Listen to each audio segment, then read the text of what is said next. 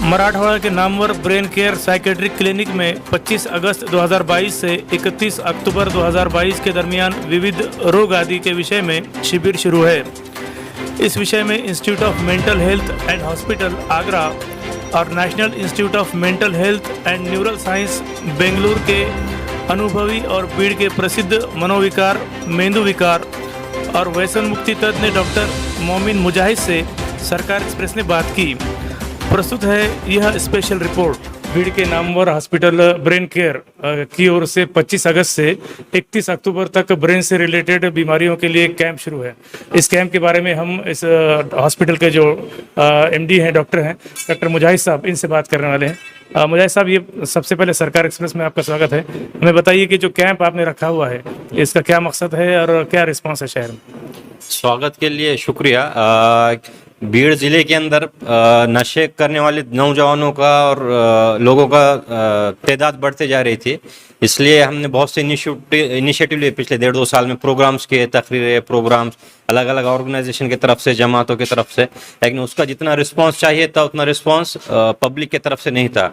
तो हमने फिर अपना स्ट्रेटेजी चेंज करने का सोचे। उसके बाद हमने 25 अगस्त से लेके 31 अक्टूबर तक, मतलब 2 महीना 5 दिन का एक फ्री कैंप रखे है, जिसमें शराब का नशा करने वाले, गांजे का नशा करने वाले, दवाओं गोलियों का नशा करने वाले, या जो सूंघने के नशे है, पेट्रोल डीजल या जो भी सूंघने के नशे है, तो इन मरीजों को एक 15 दिन के लिए दवाखाने में एडमिट रखेंगे, जो फ्री ऑफ कॉस्ट है, मुफ्त में इलाज है, जिसमें दवाई, गोली, इंजेक्शन, सलाइन जो भी लगेगा वो हमारी तरफ से पेशेंट को बिना किसी पैसे या मुआवजे के दिया जाएगा।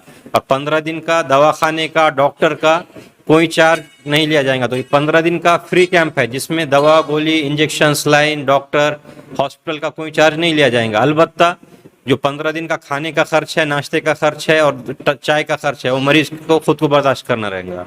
डॉक्टर साहब, इस कैंप के दौरान किस टाइप के पेशेंट आपके पास ज्यादा रहते हैं? अभी जो ज्यादातर बीड़ शहर से ताल्लुक रखने वाले लोग हैं, और जिसमें सबसे ज्यादा शराब का नशा करने वाले लोग हैं। अभी जितने भी मरीज हैं उसमें 70% शराब का नशा करने वाले हैं और 30% गोलियों का नशा करने वाले लोग एडमिट है। तो आपके मैं तवज्जो से बोलना चाहता हूँ बीड़ शहर और बीड़ ज़िले के लोगों को, जो भी नशे की हालत में मुब्तला है, नशे में के मर्ज में मुब्तला है और नशा छोड़ना चाहते, या ऐसे मरीज जो नशा छोड़ना ही नहीं चाहते, तो उनके फिर रिश्तेदार, वालिदैन ऐसे मरीज को कन्विंस करके दवाखाने तक लेकर आए। उसके बाद दवाखाना सिर्फ मरीज को 15 दिन एडमिट रखेगा। मरीज के साथ किसी रिश्तेदार को ठहरने की ज़रूरत नहीं है। दवाखाना मरीज को अपनी जिम्मेदारी पर एडमिट करके ले लेंगे मरीज को। डॉक्टर साहब, पोस्ट कोविड पीरियड में, कोविड के बाद बहुत से दीगर प्रॉब्लम शुरू हो गए तबीयत के मिजाज को लेकर, जैसा हार्ट के प्रॉब्लम्स देखने में आ रहे हैं ज़्यादा, उसी तरह पोस्ट कोविड पीरियड में कुछ दिमाग के प्रॉब्लम्स हो रहे हैं क्या? कोविड और पोस्ट कोविड पीरियड में डिप्रेशन के पेशेंट बहुत ज़्यादा बढ़ गए थे। डिप्रेशन, फोबिया और एंजाइटी डिसऑर्डर के, जिसमें बेचैनी, घबराहट, या फिर डिप्रेशन मतलब उदासी, मायूसी, नाउम्मीदी, गलावट रहती, थकावट रहती, नींद के मसाइल रहते, तो ये मरीज बढ़ गए थे। और उसी के साथ घर पर ज़्यादा वक्त खाली रहने की वजह से ज़्यादातर लोग नशे में ज़्यादातर मुब्तला होने के आदी हो गए, जिसमें जो पहले जिनकी क्वांटिटी थी दारू के, शराब का या नशे करने के, वो कम से कम उन्होंने डबल या ट्रिपल उसका डोज बढ़ा दिए। तो हेवी डोज लेने लगे नशे का, जो भी है, दारू है, गांजा है या जो भी है। तो नशा करने वालों की मिकदार उन्होंने अपने बढ़ा दी नशे की। और दूसरा, आम पब्लिक जो है, जिनमें नशे के अगर मसाले, उनमें डिप्रेशन, एंजाइटी के डिसऑर्डर, बेचैनी, घबराहट, नींद के मसाइल, मायूसी, उदासी के मसले बढ़ गए हैं। दिमाग चूँकि जिस्म का सबसे मेन पार्ट है, इसकी सेहत के लिए और नशे से दूर रहने के लिए मराठवाड़ा के लोगों के लिए आपका क्या संदेश रहेगा? नशे से दूर रहने के लिए सबसे है कि हम किन लोगों में बैठते उठते हैं, हमारा दोस्ताना कैसा है, इनको सबसे पहले आपको एक तरतीब देना होगा।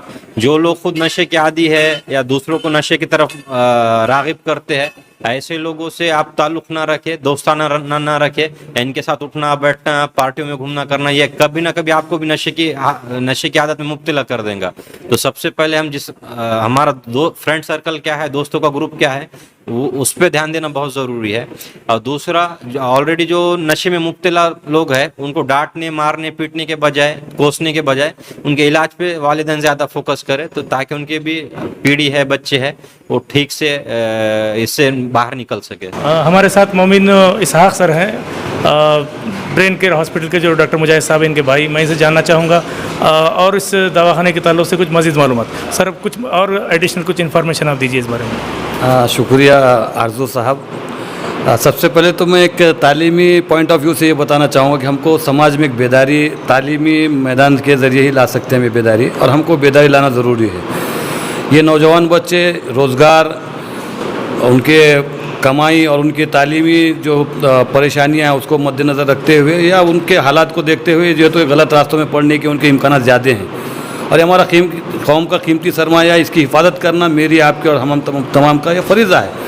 इसलिए मैं आपके तवज्जुह से तमाम लोगों से, जितने हमदर्दान कौम हैं, मैं उनसे मुअद्दबाना अपील करता हूँ कि ऐसे बच्चों को स्कूल और कॉलेज के अतराफ जो नशे आवर जो चीज़ें मिल रही है उस पर भी रोक लगाने के लिए आप उस पर थोड़ा फोकस करिए, और इनको स्कूल कॉलेजेस में ऐसे नशीली चीज़ें या नशीली अद्वियात या नशे की आदी बनाने वाले जो फैक्टर्स हैं उस पर आप थोड़ा गौर करें, और वहाँ से हमारी जो कौम की जो बुनियाद है उसको मजबूत करने की हम तमाम कोशिश करेंगे इंशाअल्लाह। मैं यही आपसे तवक्को रखता हूँ।